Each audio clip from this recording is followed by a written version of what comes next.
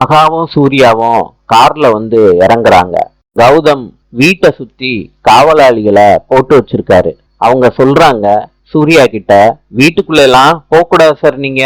கௌதம் வெளியே இருந்து சத்தம் வர்றத கவனிக்கிறாரு. வெளியே வந்து கௌதம் சொல்றாரு, அவங்கள வெளியே அனுப்பாம எதுக்கையா பேசிக்கிட்டு இருக்கீங்க? சூர்யாவ சட்டைய பிடிச்சு இழுக்கிறாங்க அவங்க எல்லாரும். இத பார்த்த மகா கவலை அடைகிறாங்க.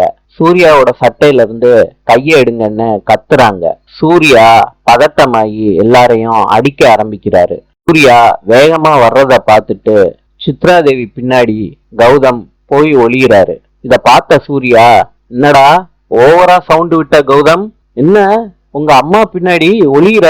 இப்ப ஐஸ்வர்யாவ நான் பார்க்கணும், முடியுமா முடியாதா?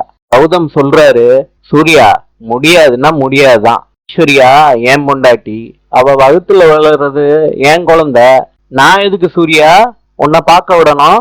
மகா இத கேட்ட உடனே கோபமாயிடுறாங்க. வலிய விடுங்கன்னு சொல்றாங்க மகா.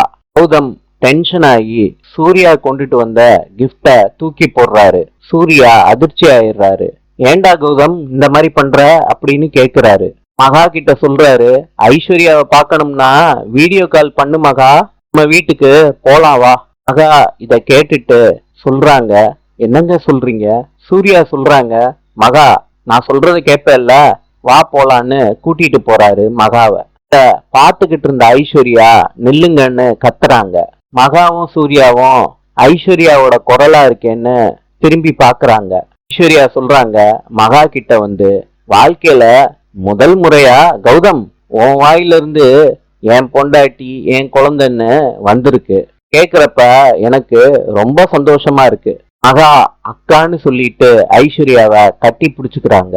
இத கௌதமாலையும் சித்ராதேவியாலையும் பார்க்க முடியல, திரும்பிக்கிறாங்க.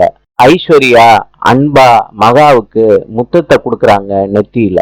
நாளை சந்திப்போம்.